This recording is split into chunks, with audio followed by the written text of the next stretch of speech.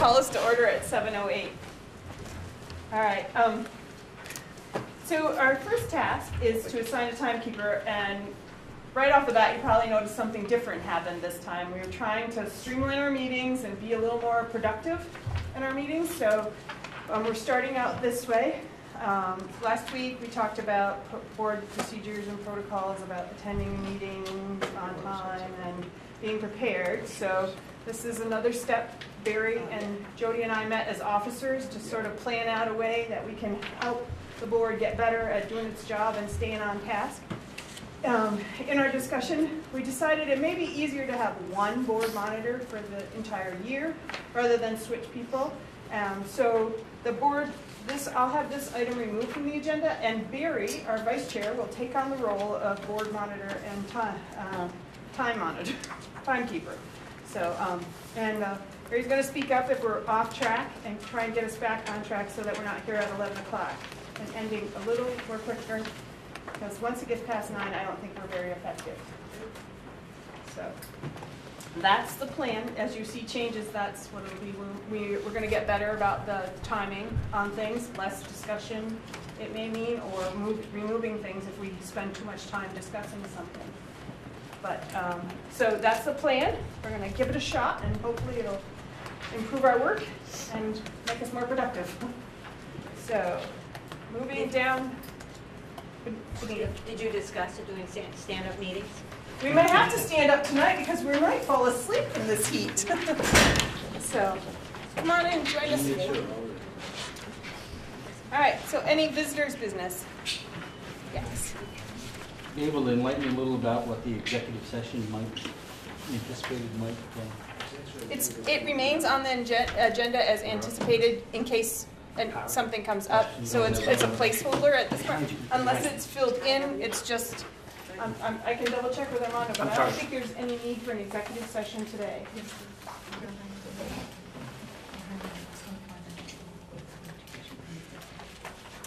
But that wasn't the package before the consent agenda. Yes, it was, and I asked for it to be consent. It is on the consent agenda, so there's no need for executive session. Right, so that it's just acting as a placeholder now on the agenda, so there is no executive session anticipated. Okay, any other questions? All right, so we'll move down to committee reports. Our first one is community council, and we don't have either of our students here. So, and I don't know if Chris has been able to attend any meetings. Sorry?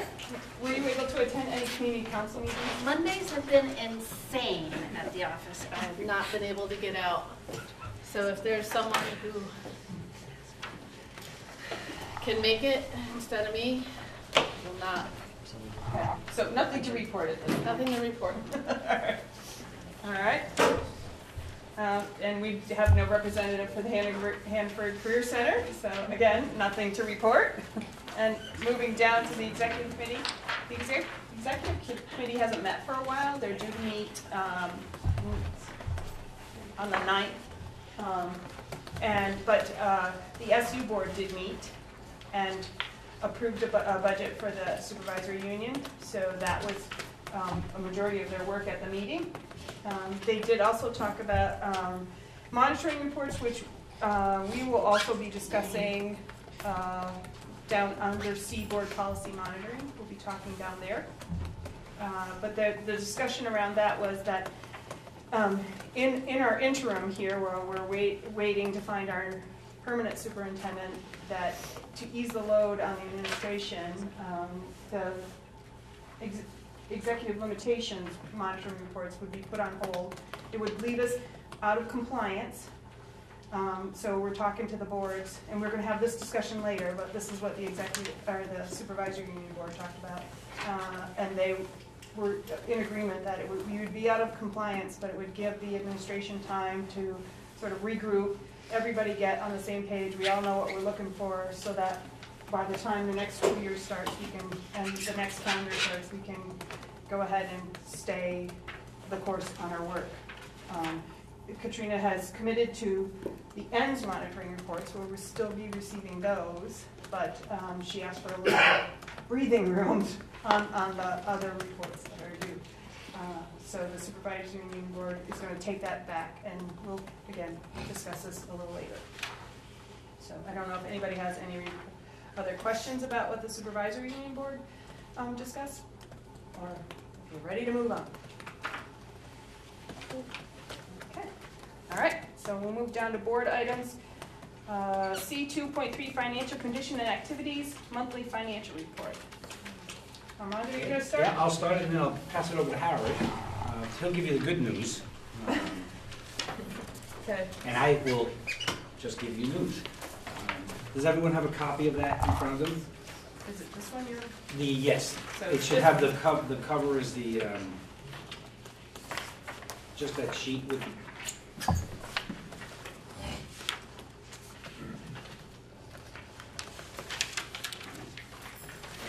you look at the first page of revenues. We anticipate that all of the revenues that are currently listed here will come in. Some of them come in at different times. Special education, quite often it's after reimbursements. So we anticipate, right Howard, that most of these should. You're beeping.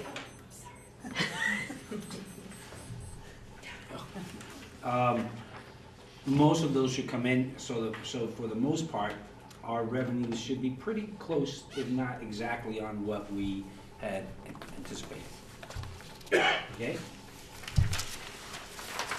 And I'm not going to go through this whole thing, other than, I mean, we had looked at it earlier, and where there were some, I always look at where are we running a deficit in a particular line. Now remember, these are just lines. At the end, we make sure that they're all balanced out. Areas where we had budgeted for a single person, let's say in health insurance, and they might have moved to a family, or those type of changes. There might have been a teacher that was hired that may have been a little bit more expensive than the person we replaced.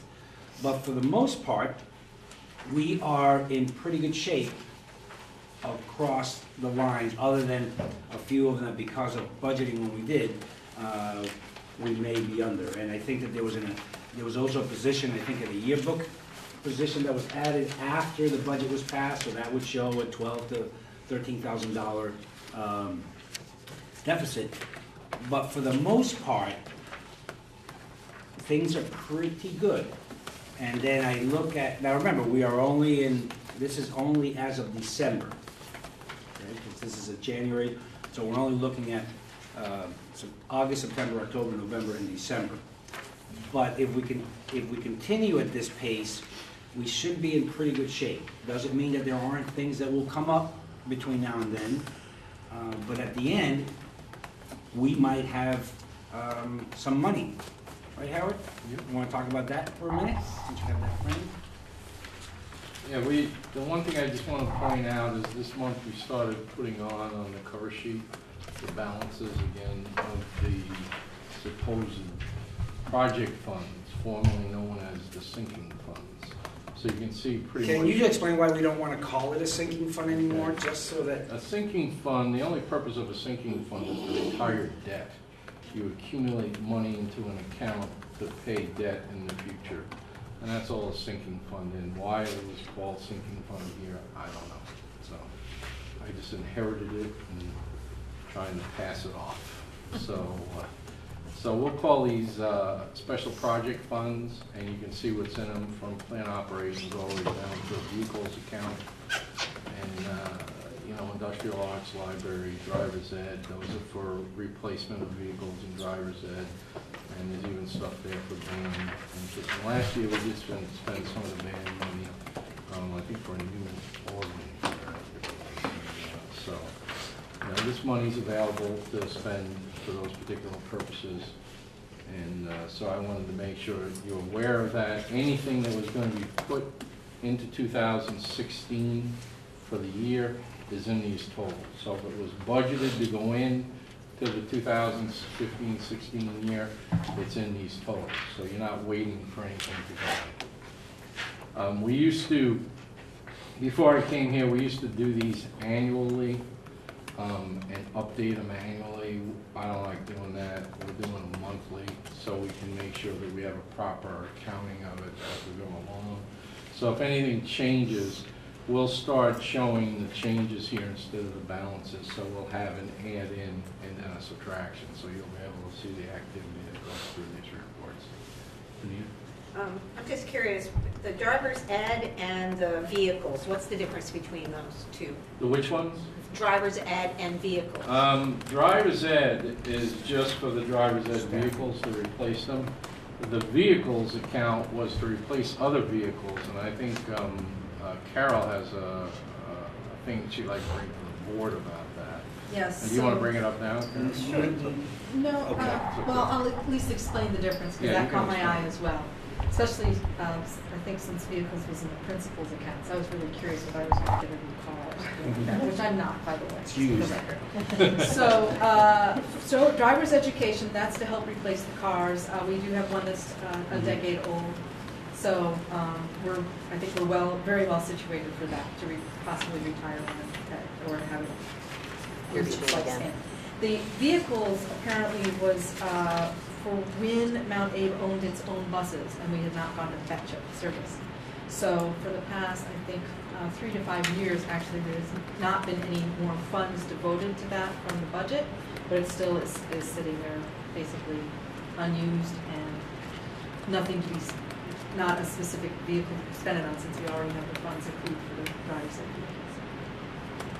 Howard, did we ever I think we were planning to transfer use some of that vehicle money because we weren't still owning buses to pay for the studies that we did for the Yeah, that was done construction? in the prior year. There was some of that money that was used, Anita, for that, and basically we did take And it that out of reduced there. it by that? Yeah. Okay. Yeah. Thank It you. was for the sale of one of the buses, and that was designated to be used for the study. That's what we used. Thank you. Amanda? Does more money go into each of these accounts every year? If it's designated. All except, at this point, all except for the last nominated vehicles. Otherwise, they're annually, there's something to be put into those funds each year, Except for vehicles? except for vehicles.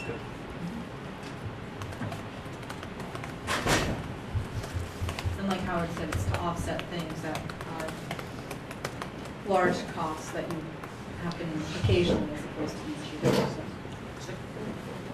But there will not be any more money put into that line. The vehicles The one. vehicles, yes. Right, that has not been put into for Right. several years now.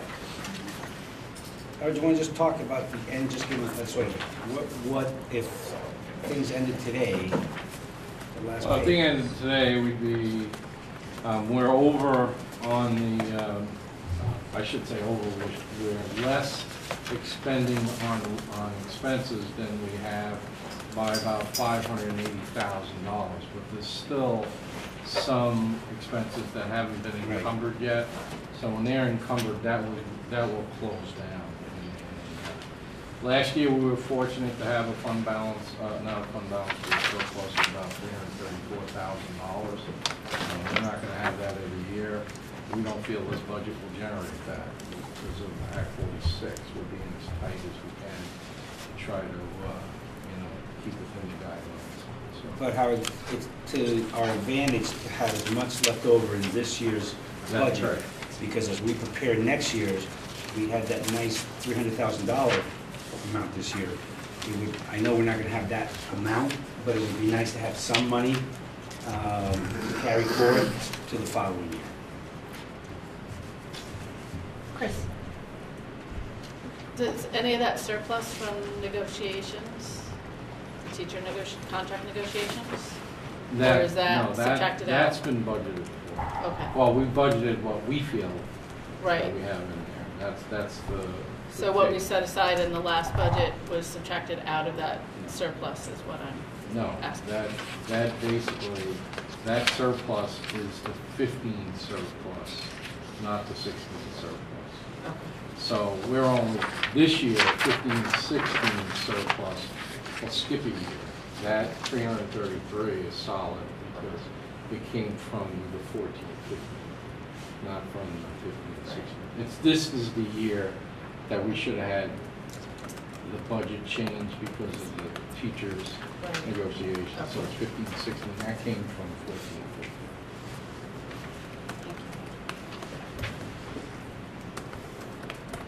Any other questions around the monthly financial report? All right. Okay, we'll move down. Do you have the food service cooperative update? No, we still don't have. We still, she was ill because she was going to come to a board meeting last week, so she's behind on those. So I think at the next board meeting, and actually, Dawn, she would like to present To every board. to every board, right? So Maybe she should hang on for the carousel meeting and just hit us you know all at what, once. that's not a bad idea. Yeah. Let her do it once. Yeah, that's Yeah, a good you idea. just do it Great once. idea. So, all right, we'll just move that to the carousel if we can. Great. All right. Unless somebody here has an objection and wants Kathy to do it 6 times. All right, we'll move on. Now we're down to C2.4, financial planning and budgeting, budget discussion. So who's going to start this time? I'll start it, and actually it'll be myself and Howard and Carol and Ellen, if, you know, can pipe in if we need to, but I think, let's start off with the good news. The good news is that this budget reflects a budget that stays below the 1.35 threshold that was given to us by the state. So that's a good thing. Another good thing is, and this is really Carol and Howard and other folks here, is putting this budget together so that we're able to provide the same level of programs for kids next year as we're providing this year, which to me is huge. Making sure that that program-wise we're moving forward. And as a result of that, because of the really, I will take no credit for this, the work that they did, and some other things. We had a meeting today, Ellen, Carol, and I, about some another area that I want to just discuss with you, so you know what it's about. We're not having to reduce any staff, so we have the same staff, and we have increasing middle school. We have about 48 more middle schoolers coming in next year, which is a good thing, even though our overall population of the school has declined. So the budget, if we look at the total numbers, this current year, we're at $13,947,738. I'm on page 25. I went right to the end. You know, that's the FY16 budget, the current year we're in. Next year's budget looks like what we have here will be $13,389,914, reduction of about almost $600,000, $557,823. Now, and that is maintaining our current level of programs for kids, which I think is the school board's #1. I know it's, you know. How? Well, did you see that, the lottery winner? Yeah. One of them was from Bristol, they just didn't tell anybody. No. Not telling you. Yeah, right, not telling you. Couple things. Number one is we had $300,000. So let's be clear, you know, a lot of the hard work that we did started off with less than 50% of what we thought we'd have to cut. So again, that's why I when we talked about our financial status for this year, whatever we can do to keep some money in the budget for next year will help you guys next year when you're sitting around this table having the same kind of discussion, because next year will not be any easier than this year. So that on one is $300,000. The rest of it, quite honestly, between Howard and Carol and Ellen and the leadership team and others, it was a little bit here, a little bit there. You know, a lot of $2,000, $3,000, $4,000, $500, $1,000 reductions add up to a bigger number. There were some savings in staffing, and there are some other areas I think that, and actually Howard and Alden were very conservative. We probably could have gone down a little bit more on fuel oil, but that is such a volatile area right now that even if we over budgeted, that will be money that we could probably use in some capacity next year. The one area that I do want to talk to you guys about, which is not a philosophical change, but it's a little bit of a programmatic change. We right now have obviously open campus for 12th graders and 11th graders. 12th graders, 11th graders are in study halls. Not study halls, I used the wrong word. Guided study. Guided study, I'm sorry. But for the layman, that's what it is. Study hall. So we have, yeah, Call it what it is. we have guided study. That is 6 teaching sections that we are using to have teachers basically supervise and support. I'm not saying that they're not helping students, but that's at a time when we're making some reductions in other areas and we're really struggling with staffing. What I am recommending, and just I guess informing you, as long as you don't have any real issues, is not allowing them to have open campus. They're still in the building, but rather than having to cover a guided study for those students, that those juniors would have a free block during the day. It could either be in the cafeteria, in the library, or in the common areas. Ran this by Carol and Ellen, and right now, they feel that that's something that we can manage in the school. If it's a bad idea and it doesn't work out next year, then the following year we change it. But I think when we are in the type of situation where you're only looking at a 1.35 increase in your cap, the state threshold, we have to look at some other things. I'm not a big supporter of having 11th graders leaving campus, but to not have to spend basically the equivalent of 1 full-time FTE. So right now we have teachers teaching 5 classes and covering a guided study. If we allow them to be responsible and have some freedoms, but still within the building, we could take some of those teaching periods and embed them into real classes. And that's very important right now because with the increase in middle school students, it'll be pretty tight for PE. One of the things that we have on our wish list, if we were able to have more money, would be a 50% PE teacher, a 50% design and technology, and a 50% academic dean or a head of academic services in the school. We can't do that right now, obviously, with everything going on, and it would be hard to add positions. So the best way was, how do we find the most efficient way of using our current staff? And we think that this is one of those ways. With every good idea, there's a flip side, okay? So now you don't have 11th graders in the guided study. We will have them in not that many per block, but you're still going to have some kids who are going to be unsupervised. Some of those kids, like kids do, will sometimes not act appropriately. But that's our role to make sure that happens. So again, this basically gives us an extra teacher, but the flip side is now we're going to ask 11th graders to be responsible, to be able to be in the building without causing a problem, without being loud, and doing the right thing. Better than having them leave campus, which I think is the way it used to be here, with open campus for 11th and 12th. So this is a little bit of both. And I'm sure the 10th graders right now would be psyched. You mean we're not going to be in guided study next year? So there will be a group of people who will be happy, I think, about this. Anita? How is this going to work with the limits that teachers have for pupils per day? How does that work? Because if they're actually teaching, is that going to put them over that limit? The limit is 125, and I think that right now we would have, depending on where, we really have to look at the master schedule. If we could find somebody for, and I think if we could find 1 or 2 sections out of that for PE, and I think that we talked about probably only 1 section. The challenge will be finding a design technology person.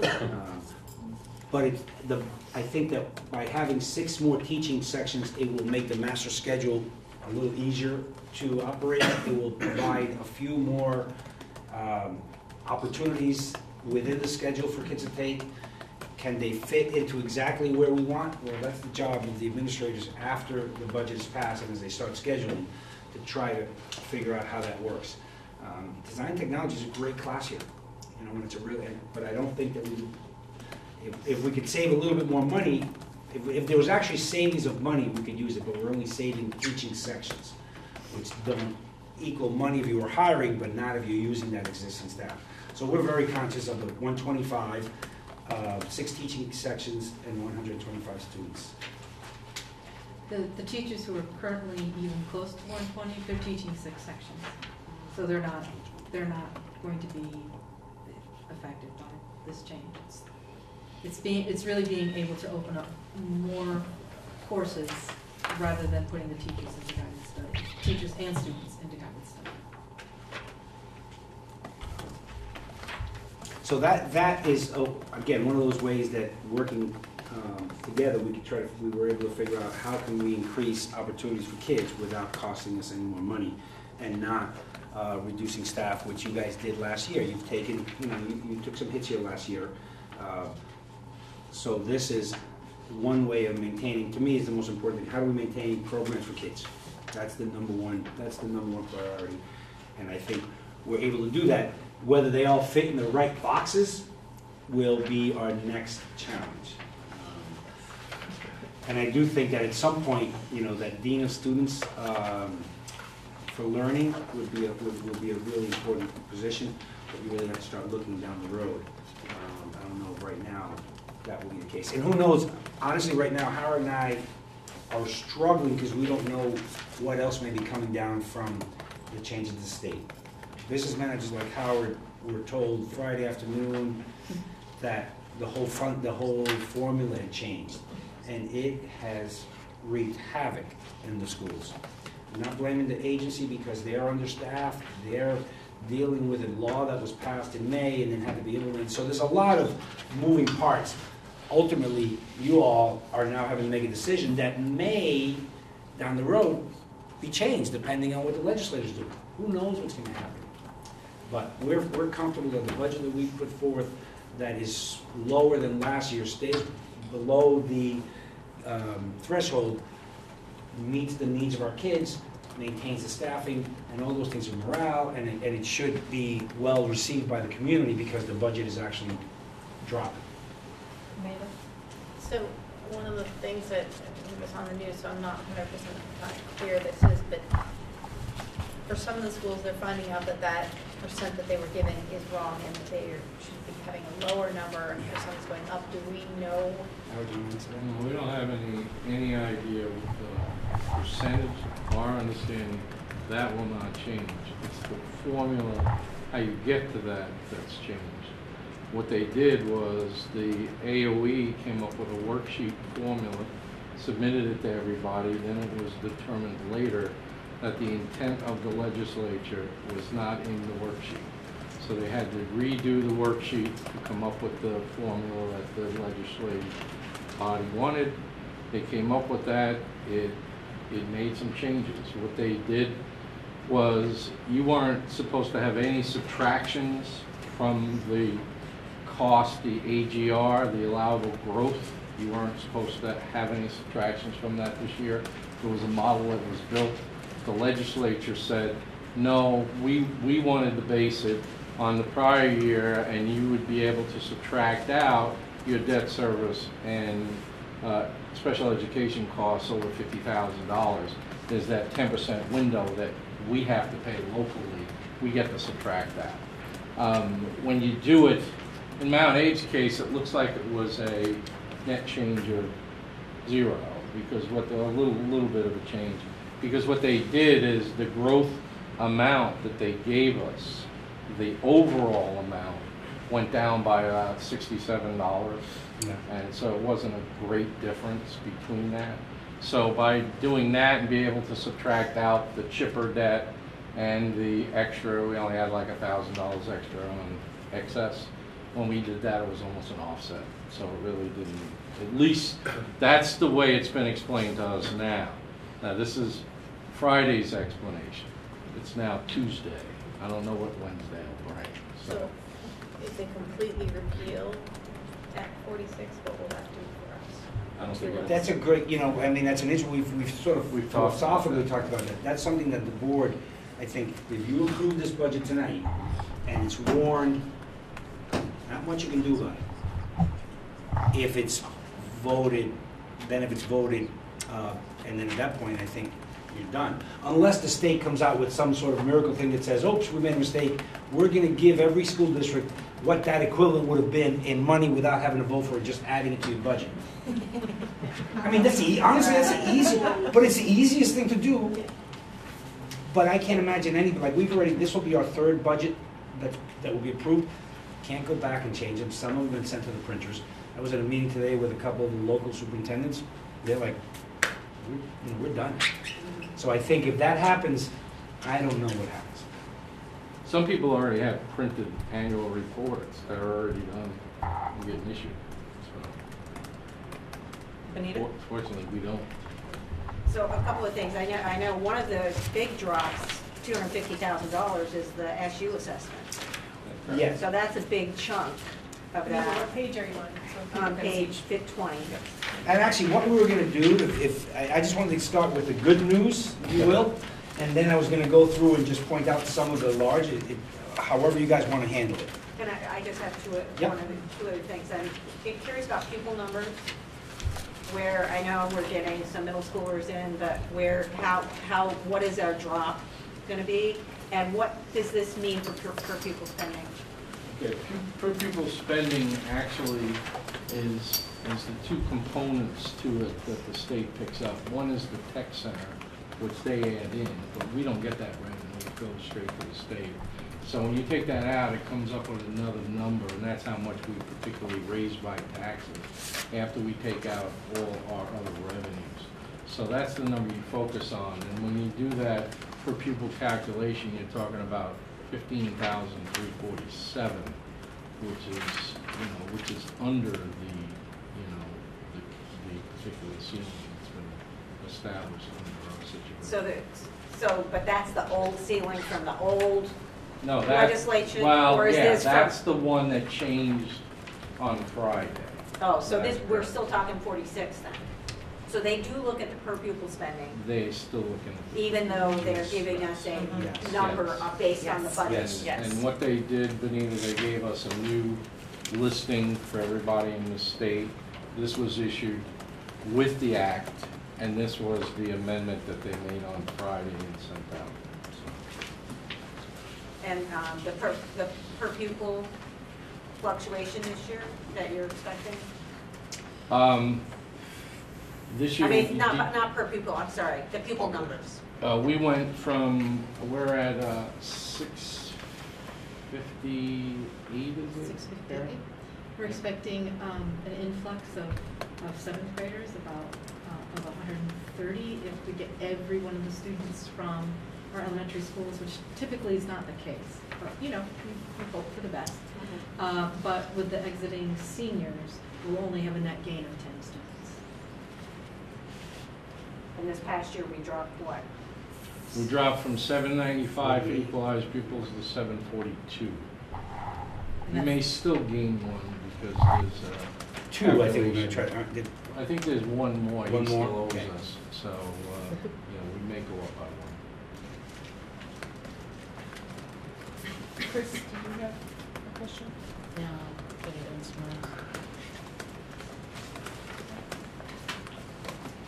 All right, do you want to run through? Yes, I mean, and- given our time, I don't think we're gonna go line by line. If you wanna No, hit there the was just some big highlights. ones. And actually, even though, Benita, our SU office budget dropped by 200,000, the special ed portion of it went up. So it's a wash. I think we're up a little bit from this year to next year, but it really was, again, this has nothing to do with me. These folks at the SU office did a heck of a job being able to find $200,000 in reductions in order to make up for what we knew was probably going to be an increase in both special education transportation as well as regular special education costs.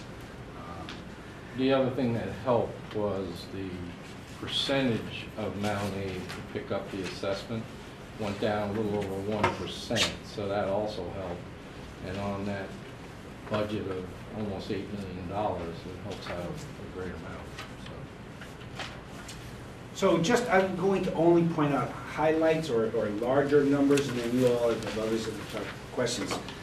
But on page 1, on the bottom, you'll see there are two reductions, one of 28,000 and one of 82.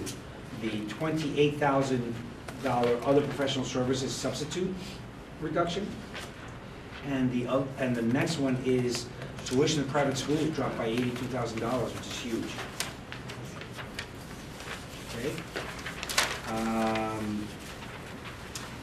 Obviously, you saw the increase for the reserve for negotiations, and that's carried up. So just so you understand, we currently, in this budget, we have a reserve for negotiations. This number here includes what we anticipated teachers, based on our what the board, what the negotiation teams. So it's the increase as well. So next year's reserve for negotiations shows an increase over this year's teacher salary, so we're not going to be short next year in that area. That was a question that one of the other board members in the board asked, and we double checked that yes, we do have. So there's that number's a little larger than this year's number. Okay. Again, in the English line, it's just changes in staffing, changes in health insurance. Just if you go now to page 3, and I think we talked about it a minute ago, but yearbook advisor, we had to put that $15,000 back in the budget because that person is doing their job right now, but it was never in the budget that we're working under. So it was not budgeted for. We realized we needed it. We're doing it.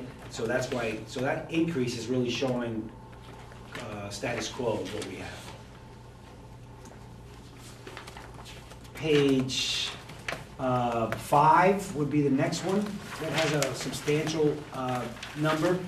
Under we have it under industrial arts, but there's it's about $82,000. There's about $98,000 total, but the bulk of that is one of our teachers is being reduced by 0.63, so it's almost 65%. But it includes salary, benefits, and everything else. So that's that's why you see a reduction there. Nothing on page 7. Again. Armando? Yes. So you did say we're not having to do reductions in force in this budget, correct? Correct. So that choice to reduce the FTE was by the person? Yes. Or, okay. Yes. Or retirement? Or Yes, but it's by choice of the person, not by our choice. Right. If you remember, last time we met, it was in our consent agenda, request. Yes, got it. Okay. That is exactly what that is. Page, again, as I look through the other pages, and if you wanted to look at, there's a $5,000 increase, if you want to get that small on the band, and part of that is health benefits and everything else. So it's nothing positions. Everything else is just a small savings that we had. Page 8, if you look at the 1141 salary professional staff, there was a reduction of 36,800. That is just position savings. If I jump to page, again, 10, there's an additional, on the driver education, 11,000 and change. That is, we're adding a section, or we're adding sections in driver education. The very next line down, 1152, the very first line, professional staff, that is a person that was taken out of science and put into the personal learning. So it's the same person, just moved from one salary line to another. Okay? Page 11, there's a $17,000 increase on the bottom under 1154 in health insurance, and again, that's one person changing from a single to a family, or two people going from single to double. So that, but again, I wanted to point that out, that's where some of the larger increases. If you look at page 12, at the very top, account 1154, the third one down is textbooks, an increase of about almost $14,000, $13,500. That is, we need new math series. And as with the Common Core, and again, the questions Trina and Carol were talking about, with the Common Core and new math, it's been years, I think, since we've purchased new math books. The very last number on that page, increase of 49,863. is that person that we moved from science to personalized learning. Okay, so it's just, again, it's just like swapping positions. Can I ask you a question about the math books? Yes. Are we, You're not gonna ask me, man, I'm sorry, you're gonna ask them. is it going to a new program, or are these just updated of the same? Get what it is. Series? It's going to a new Integrated. program, well, it's definitely still integrated, but it's to be aligned to the Common Core. And they've been doing the math department has been doing a very skillful search and selection of what that would be. But this is the first update I hear in about 20 years. And don't be fooled if textbooks sound so very 1950s. These are teacher resources and online resources and journals and workbooks for kids, so it's a whole Yeah, I was set. just wondering if we were switching, because I remember last fall we had a lot of input from the community about integrated math and parents not wanting to lose that. So I just wanted to make sure we weren't going to some Integrated new- math, it is integrated. We're all not challenged, we're all required now to meet the new Common Core standards.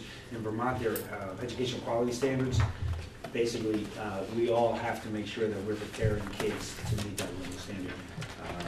And Katrina's right, it's not math books, and it's not 50, by the way. Sorry. That old. 90s. Hey, I was hearing the first integrated math books came here, Oh. so now I'm feeling all of it. Yeah. Sorry. Yes, and again, that's the bottom change is just, it's just a movement. Page 13, you guys did a heck of a job, there's zero budgeted in there, there's nothing, so.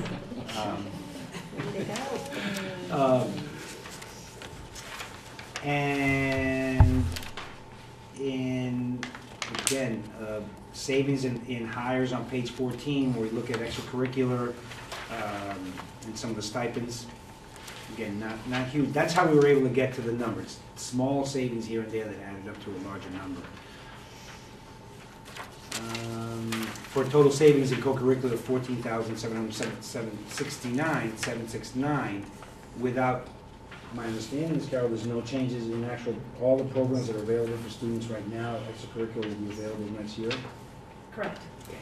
We basically scaled back some of the line items were, they were funded at a higher rate than we were actually spending, so we were looking at the trend and decided, okay, we could switch this back and still be able to pay for what we need to. Okay. Page 16, there is a savings on the counseling, and I think that was a position that was budgeted but not hired for. Correct. Carol? Sure. So there was at one time to have a director of school counseling. We didn't fill the position this year. We have, though, decided that we do need some things for next year, one being a behavior interventionist. And so what I did was I said 0.5 for a behavior interventionist. And then at one point we had a 0.5 for, say, a dean of academic learning, which would have been a director of school counseling, but more focused on proficiency-based graduation. But that part of the wish did not get fulfilled. But we still are really going to go have that 0.5 for the behavior intervention. So the decrease there is basically 0.5 for the administrator. Yes. So instead of hiring that one for the administrator, the idea is instead, the idea is still to hire 0.5 for a behavior interventionist? Yes.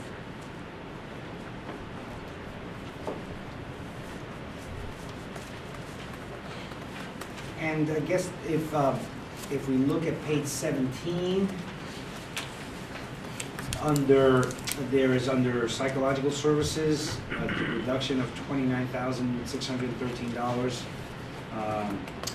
Part of that, some of that money is being recouped through EPSDT and IDEA, and the 504 coordinator is moving out of that line into the special education at the SU level.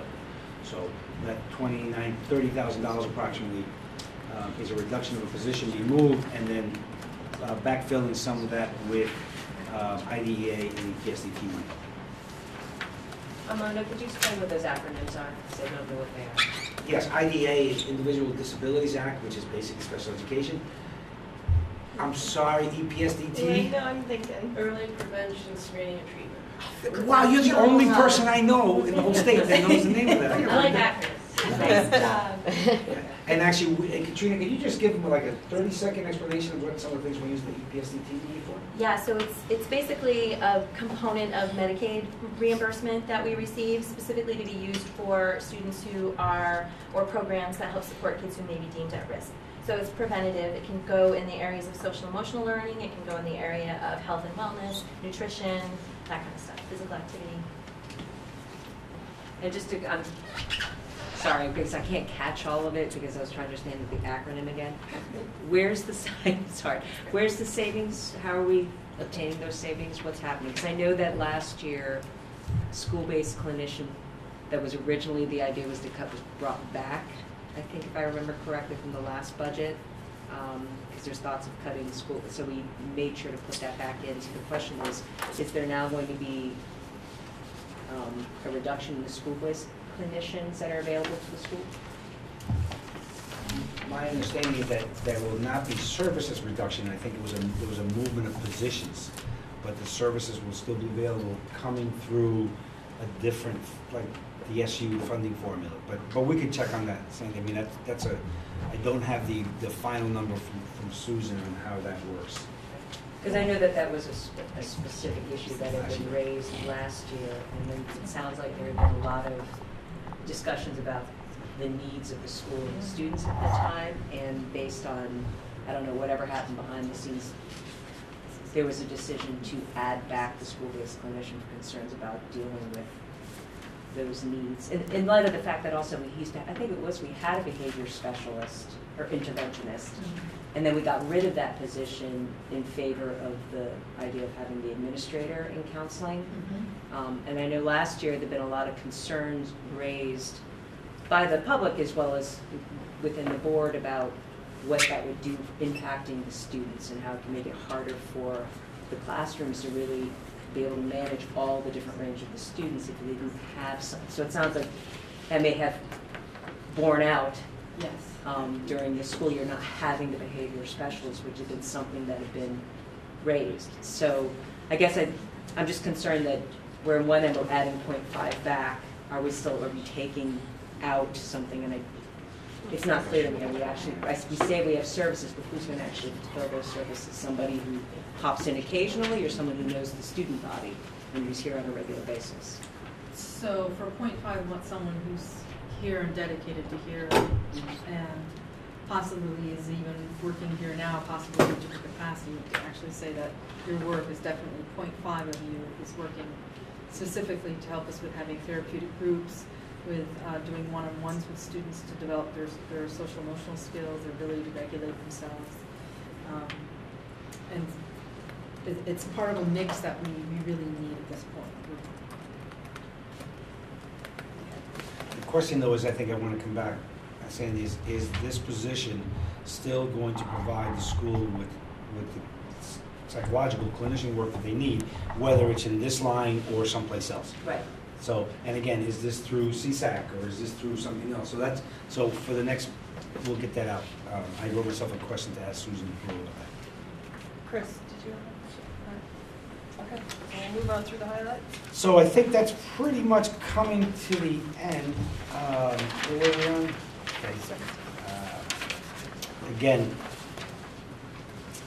page 18, there's group health insurance for supports, group health insurance that has increased. With health insurance. And as we get to, then if you look at page 20, there is a $250,000 reduction in the SU, which we talked briefly about earlier. And then if you go to page, at this point, special education services are up, so that there's a reduction there, but there's an increase of basically $42,000 on page 22 at the very top.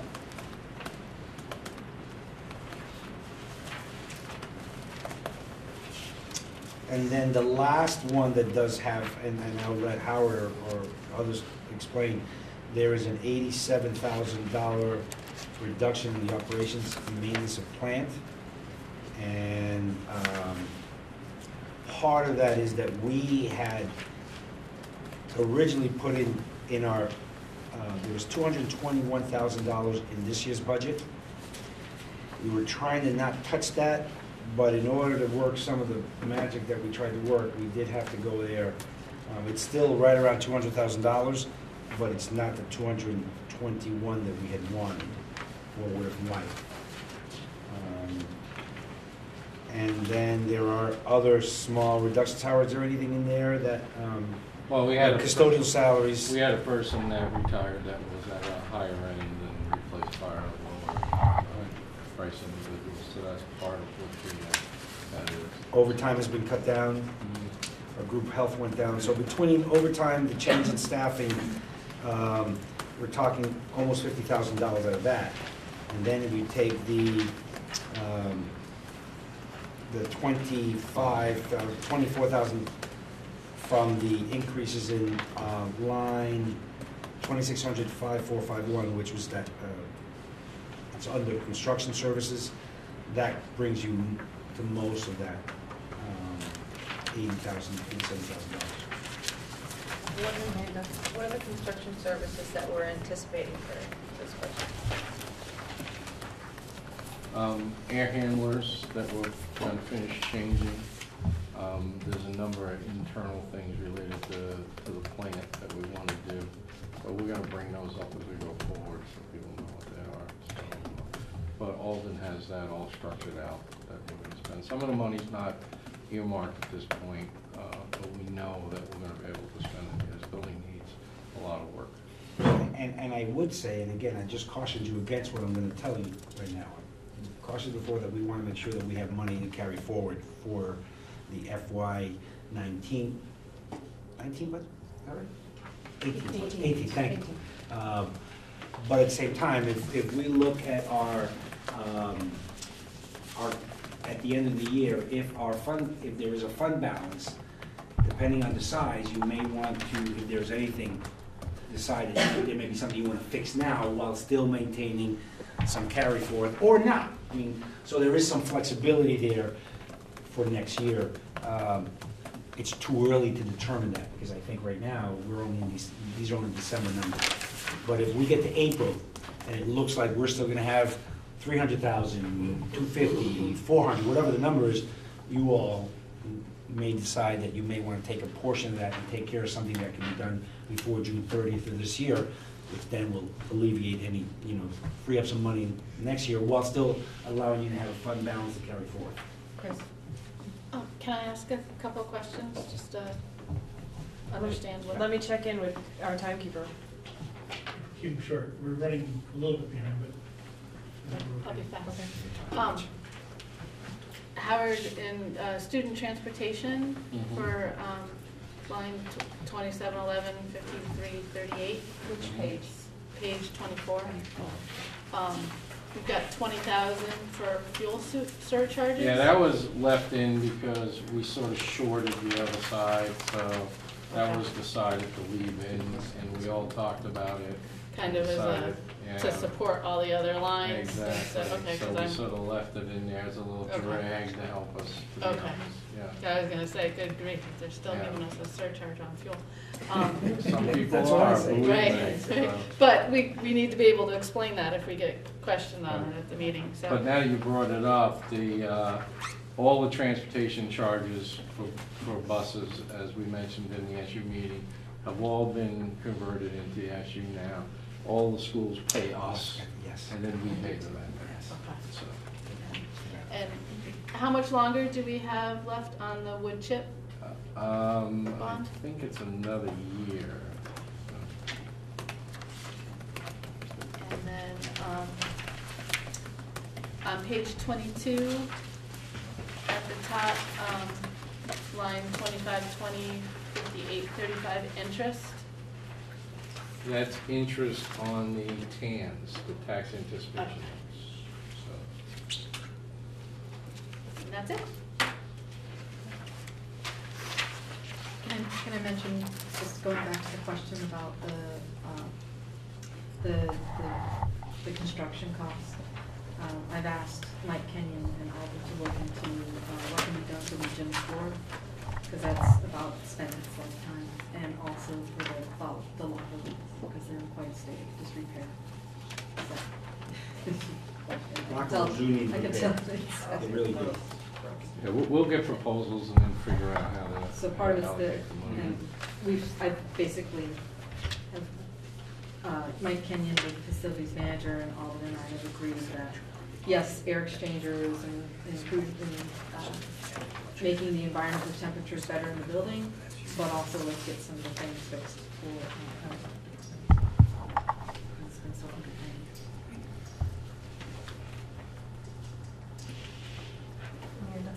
How close are we to our cap? Do we have any wiggle room, or are we right there? No, we're pretty close to the cap, so I think we figured out where, depending on the state formula, I think today we figured we were like $8,000 to $10,000 close to the cap. So, we want to, but the trouble is, we don't want to change this budget if anything changes at the state. We feel it's a good budget. We've talked about it. We're just offering that to you to approve. If to add things, it would be hard right now to add anything. There's two plans out there right now. One to add 0.9% back into the budget related to a bill that's outstanding. There's another one that wants to add 1.8%, which would bring it up to 2.7. And I don't, most of the schools are in pretty good shape. What happens is they'll probably take it away from us next year. So the idea to try to live within this year's budget and then try to, carry something over to next year's budget so we don't get to the game. So. And we have to remember, we have a $334,000 surplus to match that next year. It's going to be tough. And if we're short on that surplus, it has to come out of spending, depending on what the state allows us to add. Whether Act 46 will stay intact or whether it will, we just don't know.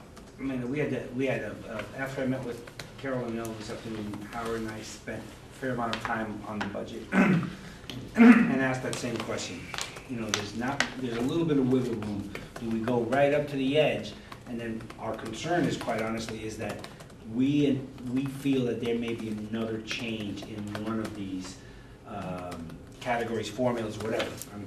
I hope not, but we don't want to be caught after we finalize our budget that we're over. This way, it's not a lot of money, but it may be enough of a wiggle room that should some formula change, at least it protects us from having to have a penalty. I mean, obviously, the worst thing that any of the communities can have right now is to go above the cap and have a penalty. So right now, it looks like all of the boards, all the school boards in the district are going to stay at or below the cap. The other thing is this year, a lot of people say, well, it's good we increased our budget last year as much as we did because then we get more. That's not true. The reason why they have less spending to have this year is because they did increase their budget too much last year. So we're trying to keep it on an even keel, and we do have to look forward because, we don't know what's going to happen, with these changes. My personal feeling is I don't think they should change it. I think they should stay, but maybe give us some more because of the increased costs in health care and things of this nature.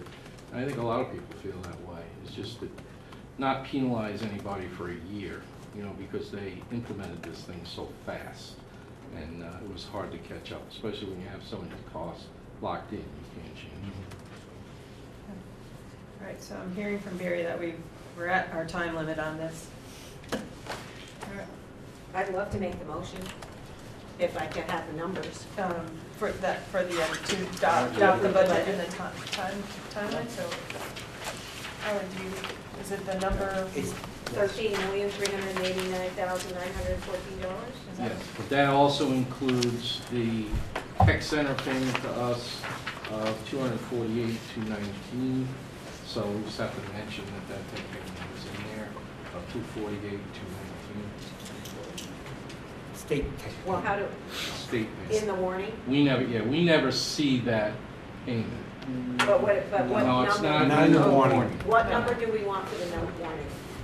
The one for the warning is the $13,141,695. Let's say that again, 13,141,695. 141,695. So that's shall the voters of Mount Abraham Union Middle High School approve the school board to expend $13,914,695, Yep. which is the amount the school board has determined to be necessary, blah, blah, blah. I heard a different number. Maybe it's Yeah, I the did. Say that again? I heard a different. 13,941. No, 141. Oh, 141. 695, yes. And then the education spending is $15,347 per student, per pupil. And what percentage is that? It's about 1%. So I said, we want 1% on the, 1% higher. on the. And what I'll do is I'll make sure that I double check that before Karen sends that to the paper tomorrow. It was 15,000, I'm sorry, just 15,347. 15,347. Okay, that's the going in the warning. Okay. And it's 1% higher than the spending for the current year. Good. All right. So now that we have the information and we're down to adopt a budget and a warning, So that's my motion. that your motion is to approve the budget and the warning, and the budget in the amount of $13,141,695. With a per pupil spending, With a per pupil spending of $15,347. And the Which is projected one- spending per equalized pupil is a 1% increase. De- what am I- Increase. Increase, higher than the spending of the current year. that's my motion. All right. I'll second Is that, who's the second? Amanda? Okay. All right. Any further discussion around the motion?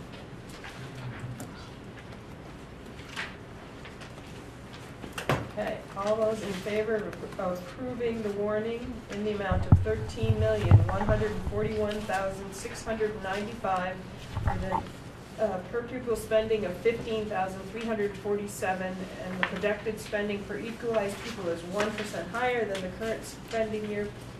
current year, please say aye. Aye. Any nays? Any abstentions? Okay. I do have one, if we're talking about this backside here, the warning, it says for the vote of Lincoln Town School District. That probably should get changed because we're actually, I think she just gave you, you have a different. I think she printed it on the back of the Yeah. little I think she page. printed it on the back. Because I think We're your talking warning about is, Article 5 then? Well, both of these usually I thought we appear. had that broken. Yeah, they both usually appear, but the word Lincoln should be. Because the top of it says Union High School. Right. Within the Yeah. text it says Lincoln. good point. We should, we need to. That needs to be corrected, but it is the Mount Abraham. It is a draft. It is a draft. Yeah. All right. Okay. Moving. So how you get that for tomorrow? The change. It should say, not, it should be right. Mount Union School District is what it should say. Yep. All right. Moving down to set the tuition rates. Who's going to start that discussion? Howard? And if anybody wants to join me in standing up, please feel free. I don't have that. I have to get off my Dawn, computer. can I just Yeah, I borrow know your that notes would be- just to get that, the number, the second number? Awesome, thank you. Should I? It's fine to just put it in.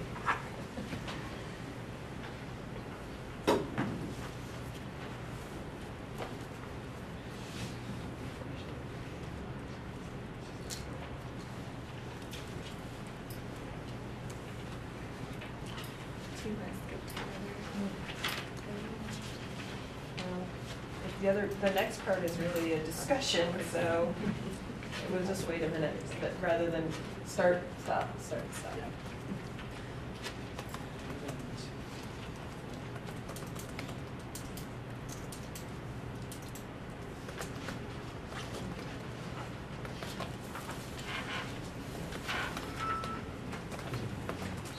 So, while we're waiting for her to get the can you just, there, like Otto's new, I know, and I'm sure there may be a few others that are unfamiliar what the tuition rate is for, so if you want to just.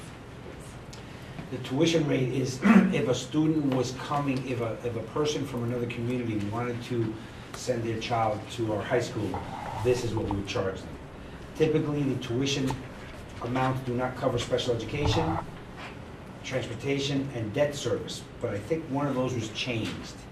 Because, again, they shouldn't have to pay for transportation if they're not using it as part of the tuition. So those three things are taken out.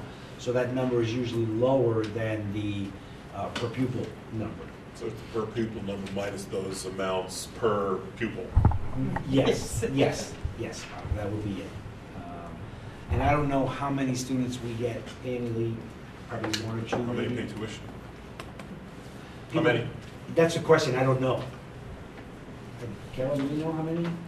Excuse me? Do we have any students who are coming here who are paying the tuition? I think there might be 2 students. 2 students, yeah, that's what I thought.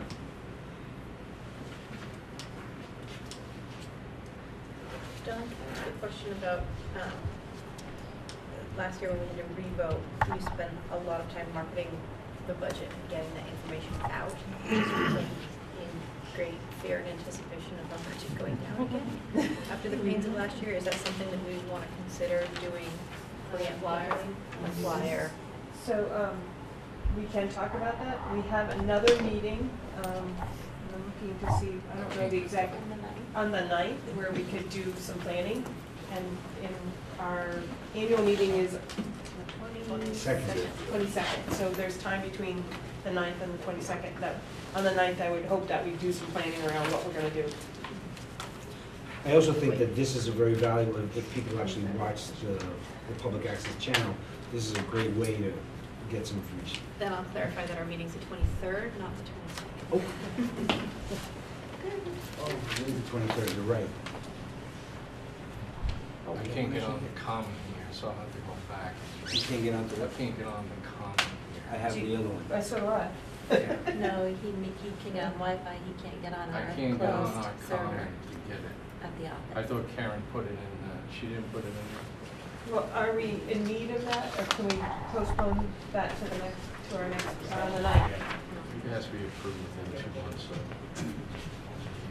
Actually, At the action. so we could probably approve it in the next meeting, which is. On the 9th? February 9th. The 9th. Is that okay? Let me just check, I did not see it.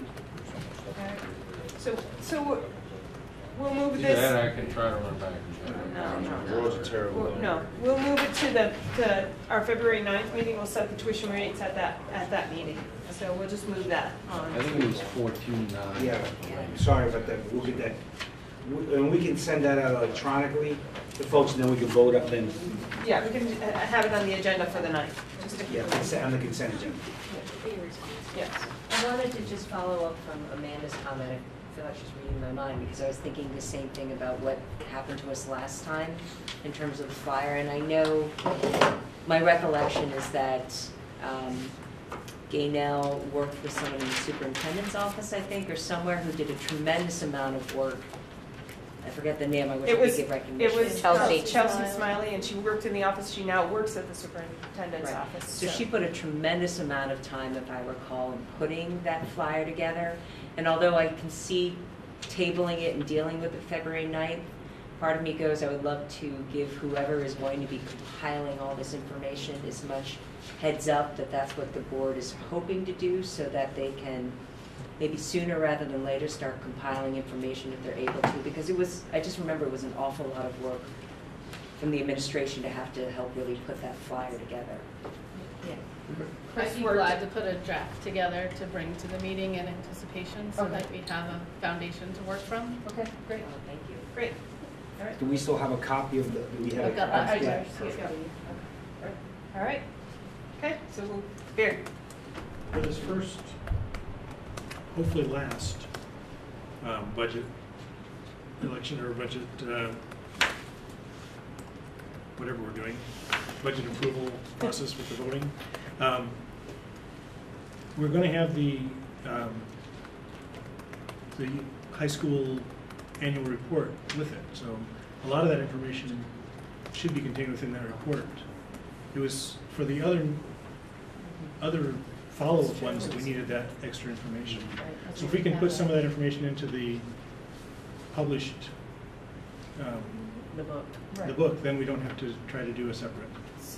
Some information will be in the book, as far as the footnotes. They're adding footnotes. That supervisory union budget's gonna have some footnotes Yes, and have a just little more the information. supervisory union, yes. Yeah, right. so there is a little more information, but I know they go to the printers in the next week. If some of them aren't already there. So it may still be something that we need to put together for, if we want more beyond that report. Benita? I know I'm the jaded one here at the table, but nobody's gonna care about this budget this year because there's no staff cuts. My opinion.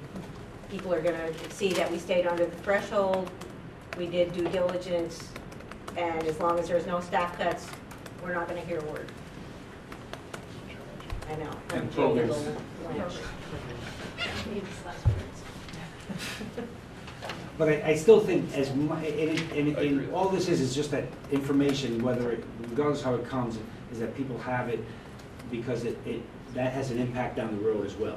Okay, these folks really provide me a lot of information, then they come to expect that, and that's something that future boards, when you're not all around, sitting around, will be doing.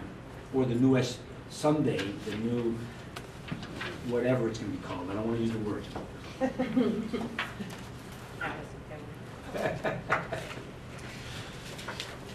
All right. All right, we're gonna move down now to board policy monitoring. And I don't know if we could pass those along. I didn't hand those out to everybody. That's the policies that we're gonna be looking at 4.7 and 4.1. And it's typically what we've done in the past is just read through them and had a brief discussion. So we can do that. If there's feedback that you want to give, Sandy is representing Mount Abraham on the Policy Governance Committee that is meeting next week. So if there's specific feedback around something you've read or you're looking at, you could give it to Sandy now. Otherwise, it'd just be sort of a review and any comments, and we move on to discussing the ends or the monitoring piece that we talked about at the beginning of the meeting.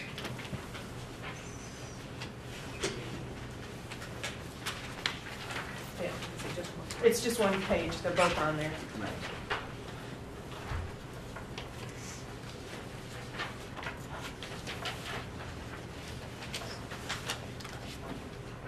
Barry, how much time do you think we have for this topic? It's gonna be like 5 minutes each. We're running room. Okay. I'm not talking, so that'll save me 5 minutes. All right. Does somebody do you want to read through it quickly, or do you want to read it? Go ahead. Who would love to volunteer to read it out loud? Benita, go for it. Policy type board procedures, C4, policy subject governance process, policy title 4.1 governing style. The board will govern lawfully, observing the principles of the policy governance model with an emphasis on an outward vision rather than an internal preoccupation, encouragement of diversity in viewpoints, strategic leadership more than administrative detail, clear distinction of board and superintendent roles, collective rather than individual decisions, future rather than past or present, and proactive rather than reactivity. Accordingly, the board will cultivate a sense of group responsibility. The board, not the staff, will be responsible for excellence in governing. The board will be the initiator of policy, not merely a reactor to staff initiatives. The board will not use the expertise of individual members to substitute for the judgment of the board, although the expertise of an individual member may be used to enhance the understanding of the board as a body. The board will direct, control, and inspire the organization through the careful establishment of broad written policies reflecting the board's values and perspectives. The board's major policy focus will be on the intended long-term impacts outside the staff organization, not on the administrative or programmatic means of attaining those effects. The board will enforce upon itself whatever discipline is needed to govern with excellence. Discipline will apply to matters such as attendance, preparation for meetings, policy-making principles, respective roles, and ensuring the continuance of governance capability. Although the board can change its governance process policies at any time, it will scrupulously observe those currently in force. Continual board development will include orientation of new board members in the board's governance process and periodic board discussion of process improvement. The board will allow no officer, individual, or committee of the board to hinder or serve as an excuse for not fulfilling group obligations. The board will monitor and discuss the board's process and performance at each meeting. Self-monitoring will include comparison of board activity and discipline to policies in the policy governance and board management delegation categories. And then the rest of it too. Well, I don't know if anybody has any investment. comments about that. I will say that when Barry and I met, we specifically looked at this policy as a way to address some of the concerns we read on the board self-assessment. And some of it that I mentioned earlier, like sticking to a more timely schedule, is what we are trying to work on. So I don't know if either of you two want to add anything about. We are still toying over some ideas of, what we can do to really get people here, to be committed to being here, and to, as a board member, and how can we continue training and keeping everybody up to date at our meetings. Did you? No, covered it. Okay. Benita. When I read that, that's why I love policy governance. I read that and it's like, this is clarity, this is good. This is what I think is the way that this board should operate. And unfortunately, we have not operated that way due to all of everything that's gone on in the past year. But to me, these principles are really critical. And in order for administration to be able to operate, we need to be able to adhere to these basic principles, these governing styles, because we will not be able to keep administration on in schools if we're not able to do this. So to me, this is critical. This is about us and our commitment and behavior as board members. And I think it's so important. I read that and it excites me again about being on a policy governance board. And this has been lost, largely. So it's exciting and depressing at the same time, to me. But I think it's awesome. How about Sandy? I guess what I would say is that, interestingly, I would agree that I think that the policy itself is inspiring. I think the principles behind it are good. It's a tool for us pretty much to try to do our work. I actually feel that the board as a whole has been the last year has been striving very hard to try to figure out and understand how to apply the policy. I think sometimes things happen in a school year that are not always what we think is typical. And I think, honestly, that the board has really done a great job of trying to figure out how that all works within this framework. I think it's only been 5 years, maybe or so, that policy governance has really been put into place, and I think it's an evolution. I think people are really, that's why we're doing the policy meeting, and I think it's and reviewing the policies, but I actually think that overall, I think the board has really been trying to, given the ups and downs of the last year, to figure out how it really works. So I too am looking forward to continuing to learn more and have the rest of the board and all of us learn more about policy governance. And just, I'm going to put my 2 cents in. I think that the challenge for the boards, and particularly I think for the central office, is when you have 7 boards trying to do this with 7. The day we become one, or whatever it is, you guys become whatever you become, it will be a lot easier to really be, with fidelity, do policy governance. Anita. One last thing about that is that I feel like that we don't do a good enough job with the, I could say indoctrination, but I'm not going to say that, orientation of new board members, because the bottom line is this is the governance process that is in place in this SU, And new board members need to come in and use it. It's not up for discussion. It's here. It's already adopted. It's what we use. New board members need to use the policies the way that they are here. And I think that that's another part, because we've been doing this for, you know, whether we've been doing it for 5 years or 10 years or 25 years, this is what's here. And new board members, particularly if you've never served on a school board before, you don't have anything to do comparison to. Dawn, you and I, we have a lot to compare policies to because we worked on both methods. But new board members, this is it. So this is the way we operate, period. So I just think that keep looking at the thing and ripping it apart. I understand that you're under a big process to do that in a big way right now, and that's all fine. But I think that the thing that we need to be clear about with new board members is this is it. This is how we operate. So done. So let's move on to 4.7 because I know we exceeded our 5 minutes on. I just want to say that if people, I take the direction of the board. I'm the mtabe representative for the policy committee, so any input that you want to provide in terms of where people want to go, I'm open to that. I've never gotten the impression from any other board member that they were trying to rip apart the policy. In fact, I think it's more about being modest and making sure that you don't undo and go backwards more than you go forward. That's the indication. That's what my indication is from the board. So.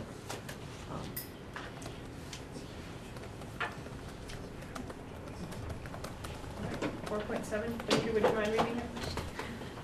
Governance investment. Because poor governance costs more than learning to govern well, the board will invest in its governance capacity accordingly. Board skills, methods, and supports will be sufficient to ensure governing with excellence.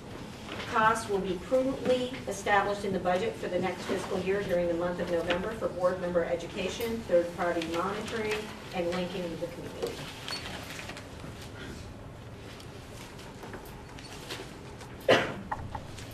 Chris? That should probably be changed because we don't have the numbers in November to establish a budget yet, correct? True. So there's some input. Yeah, there you go. Fix.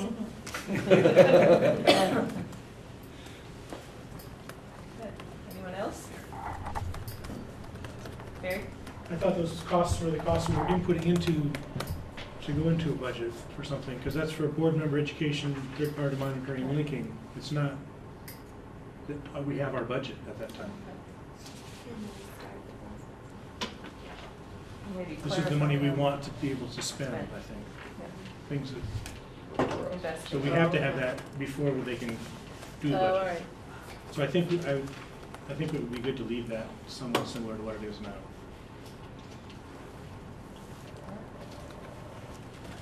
Okay. Now, on to the topic that I mentioned at the beginning of the meeting, that they sort of putting on hold the monitoring reports that are executive limitation. Katrina is still going to be working on the ends. We'll still get ends monitoring reports, but sort of holding on the other monitoring reports to give the administration a chance to kind of get going and have a plan, and by the beginning of the next school year, begin from there kind of thing. But it was a discussion that all the boards are having because we will be out of compliance with our policy by doing this. But sort of, Katrina. And I would say, in addition to our just being in this transition period in our office, seeing what the work of the Policy and Governance Committee is going to be doing, I think it would be wonderful to have an opportunity to do some really deep work with Val as a facilitator to really see what an executive limitations process for developing your interpretation for the policy right from soup to nuts would be really helpful as we move towards creating that new calendar. Sitting in a superintendent's office and coming up with interpretation all by yourself isn't really feasible. So I think figuring out what that could look like with her would be helpful. Does anybody object to the putting those on hold? Do you give time? I've seen people shake their heads, so. And the SU board didn't give direction, they just gave her kind of head shake, like, we get it, kind of, okay, we'll hold off on those, and we will admittedly be out of compliance on that. And I'm hopeful too that and the committee can provide some guidance in prioritizing. If it's not smart to wait until the next, July 1 and start the calendar all over again, and instead let's hit a couple of them before this school year is over, as to not make you uncomfortable that you're out of compliance. I would more than welcome that input. But just out of compliance, the SU board can make you in compliance by saying, we're gonna waive this until then there's no more feeling like you're out of compliance because the board has decided to do whatever it is that you want to do. Okay. All right. Okay. All right. So we'll move down. We have the floor machine lease approval, and it was supposed to be moved to the consent agenda. It really not something we discuss, but you have the information. So. But policy governance would have them not discuss it because we need it. We've got a plan. So I would say my own humble advice would be approve it and then go to the consent agenda because we can't really, just rather than move it. So. Yeah. Okay. I'll make a motion to approve it. All right, Benita made the motion to approve the floor machine lease. I'll second it. And Chris seconded it. Any further discussion? How many people can write them? All right, all in favor of approving the floor machine lease, please say aye. Aye. Any nays? Any abstentions? All right, it is passed. All right. Under other, I have an item, and I wanted to touch base with the boards and see what are we going to do with the information we received from the students at our last meeting. It was great. It was great to hear from them. Do we, in the past, they continued to gather more and more information, and then they came back and sort of reported back to the group? Do we feel like we need some more information from another group, or, It was good that they came to give feedback. Do we think that's representative of most graduates of Mount Abe? I mean, it was 5 graduates. I'm glad to hear from them, but there's got to be hundreds and hundreds of others with other experiences, and they were passionate about what they spoke about, but is it representative? And some of them were so many years out already that it almost became. That was, yeah. Ellen, do you? Yeah, that was my point. Many of them graduated so long ago, and we've done a fairly significant transformation since, even since Spencer was here. So he might have seen it toward the end of his tenure here, but I would have thought it might be more useful for the board to hear from more recent graduates who are either trying to now enter the workforce or just entering college, and getting some feedback from them about how prepared they feel now. And maybe more than 4 or 5, if you want to use that as data set to make a decision. Obviously we're limited by geography if they leave to go to school, but if we scheduled it during a vacation time, which I think we did last time, right? Yeah, that's what we're. Yeah, we're trying to hit a vacation time. We may be able to, especially when they're more recent out of school during vacations, they often still come and visit us. When they're 5, 6, 8 years out, we don't really see them anymore, but if they're 1 or 2 out, they'll stop by and visit and give us an update and kind of show off. So you may get more interest. Chris. So the problem with the date we had in December was that finals were going on. Yeah. So, and we only had 5 because those were the only 5 that responded. So, And I think we were glad to get them. It's difficult for us to advertise when we go Right. Front Porch Forum and Facebook, but to find people who are 1 or 2 years out, I don't know if we Right. We had talked about doing a Survey Monkey kind of thing, but we weren't sure how to disseminate that information among the recent graduates. Go to the parents, especially if they're recent grads, they're still doing laundry. So if we gave a letter to the school saying that we were putting the Survey Monkey out, the school, because we don't have that information. Benita. I also think it's really critical to talk to kids that haven't gone to college. So vacation doesn't matter. Right, but So I think they weren't interested in coming. Right. So. Well, and I also think that this is something I've mentioned before. and I'm not sure it's in this round that we want to talk about it, but I think that we should invite kids who have decided to go to other schools and have them come in and talk to us about why they decided to go to other schools and and how it feels different and what different options they're getting in other schools and things like that. I think that the fact that we ignore the fact that we lose kids to other schools, I think that's something that it would be helpful to know why and what feels better for them in the other situation. I mean, as you look down the road to do this again, I think December's not a good time to do it. I think the best time to do that would be June, July, or August. You make it more of a social / school board. Pizza. Yes, or something like that. And then I think you could have students who are just graduating that year, or even going, I think students, like Ellen was saying, a couple of things we were talking about, they're in place already. So I think to have people who've been out a year or two, whether they went to college or not, I think those, and it's fresh in their mind, and it's not when you're in December trying to do everything else, but it may be a little bit more relaxed in the warmer weather. Put it this way. Yeah, my kids still have home like good for her.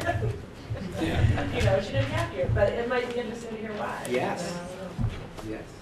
So it sounds like we need to continue to do some. Are Chris and Amanda and Barry, are you interested in, rounding up? I'd definitely like to try it again in June or July, but I think we're going to need more guidance on a better way to get the word out. Okay. Clearly, front porch forum and Facebook. So how about we put it on the February or March agenda to have another discussion and another plan another event and determine big or small or time and give a little more direction. Okay. All right. Does anyone else have an other? Jody. I just wanted to report that I had the privilege of working with Scott Beckwith in getting Bruce Listman, who's running for governor, in to talk to his Age of Legality class last week. And I also attended with Bruce. And on behalf of Bruce, he wanted me to report back to the board that Scott Beckwith is a life-changing teacher, and he can open the minds to just about anything for any young man and woman. He was very impressed with Scott, and he was equally impressed with the kids. He thought they were engaging and respectful, interested in him talking. He's a politician, so not many kids sit around for an hour and a half. He talked the whole block, and they listened. They asked very challenging and interesting questions to Bruce, and he was very thankful that he had the opportunity to come to our high school and speak to Mr. Beckwith's class. Thank you. What was his name, Jody? Bruce Listman. Bruce Listman. Thank you. Okay, that's good.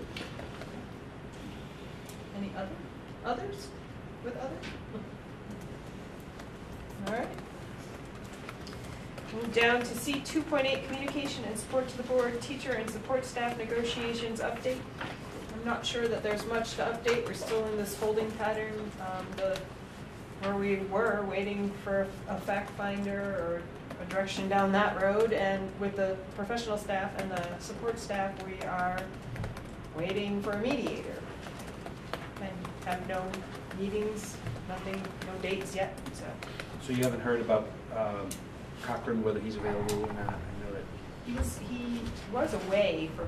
But then I thought Steve said that he might be able to do something. So I don't Still know. haven't heard anything. Okay. Nope, still haven't heard anything. All right, and now down to an Act 46 update. I missed the beginning of the meeting, so I don't know, Allison, you can remember.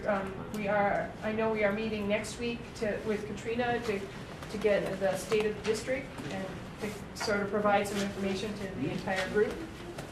So I know we're doing that, and still there were work groups that reported, and I missed the reporting of, I think, one of them on it because I came. And then they decided 3 of the people decided to get together to do some data finding, I think. Because we broke out into, I guess, work groups at the end to discuss what we thought our community wanted. And we had a guest as well who spoke and encouraged us to think about this in terms of not just what's best for the students, but what's best for the community as a whole. And focused on, I think, the loss of local governance and input from your community, people being involved. If we went to a merged district, we would lose input from the community and participation. So. Anita, who was that? He was the gentleman that was sitting right in front. Right, Oh, and Anita at wasn't there. I the didn't- top of my head, I He do not was a remember. former, he's been a town clerk. He's Yes. been, Been all- he's the only person town from Vermont that's manager. ever done, he's done like 3 jobs that are sort of interesting. Had an interesting perspective. Yes. Not Bob Hall. Randy, was it Randy? Really handsome man, he was sitting right here in the front. I saw him in the grocery store, but I couldn't remember his name. So. And he said hello. It was very nice. I would just like to encourage the Act 46 folks to get somebody with an opposite view, so that we're not, you're not just listening to the,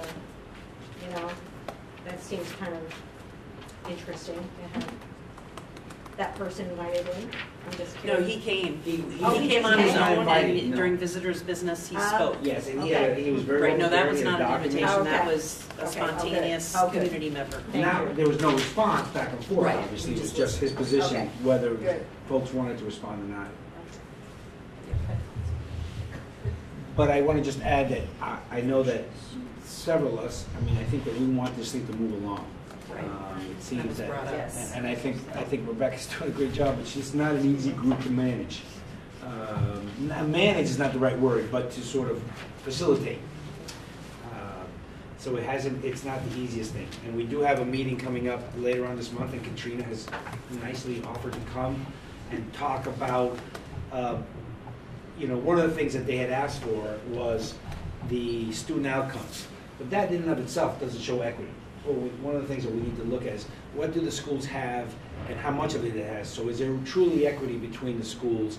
Student outcomes can change from year to year because we're such a small cohort group that you can go from being in the top 99 percentile in the country to the lower 99 percentile with just a couple kids changing.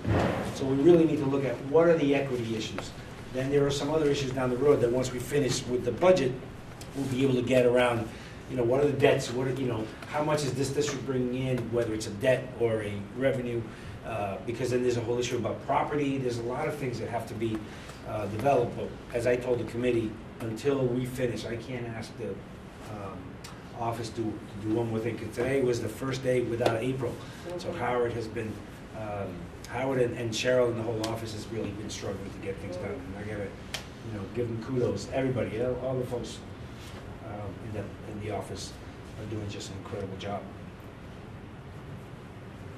Robert Bernstein, was that his name? Robert Bernstein. Yep, that's right. Amanda. I know that. So if Act 46 gets repealed, does that change our momentum on this at all? I don't think so. I think we just need to keep moving. We probably will be discussing that. It's unclear at this point what we would actually do, I think. Or not do, but. The Senate voted today to repeal it. The Senate voted to repeal it. To repeal but Act 46? Yep, the whole thing. The whole thing? Or just the? I think it was just the allowable growth Okay, percentages. okay. I think that was the portion. They didn't repeal the entire act, Okay. just that portion. But I think regardless, and I know that Barry's keeping time, so I'm gonna make this like short. Whether there's Act 46 or not, you have a declining enrollment. It doesn't matter what the law says, as again, we've lost for the second decade in a row, we're down about 20% of our student population, and it's just not sustainable. So I think that whatever happens, whether Act 46 stays or not, things have to happen that will make our communities our school district's a little different, but it's still local control. Because again, I think the question that we were having in that meeting was, what does local mean? I live in Westford. I live 40 miles away. This is local for me. I used to work in Montpelier, which is 50 miles from my house. It was local. So I think the local is now much broader, especially since I'm paying for my taxes for what you vote, and you're paying for what I vote in my community. So the word local, I think, needs to be looked at in a different way. And it's actually, I think, strengthening what we have. But that's, again, that's an editorialization, so Barry, I'm done. Because the next one is adjourn. Oh, no, I'm sorry. All right, we're gonna move along down to the consent agenda. That's right. I'll move to approve.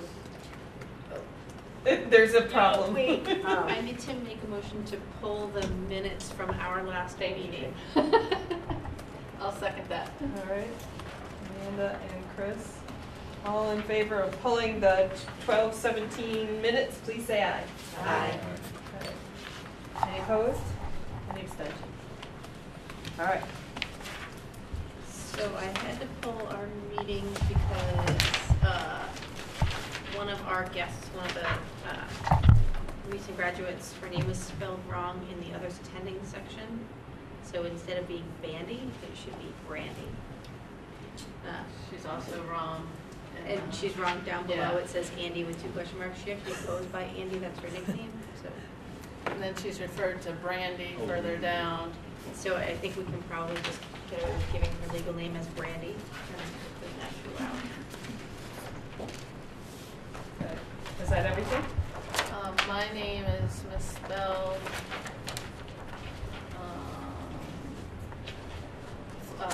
Section 6D. And there's also no 6A, because at the bottom it says Aaron did minutes through item 6A and Jody did 6B through the end, but there's no 6A referred to.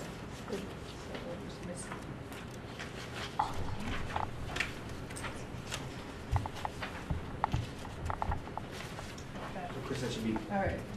A should be, so everything should be moved up one, is that? Well, I'm looking back to see if there was Under- maybe. Missing it? And then she passed the copy of note to each other. Oh, Yeah, maybe okay, somebody was. okay. Barry. I need to have my name moved down one section from attending to absent. Oh. Honesty. Docking your pay.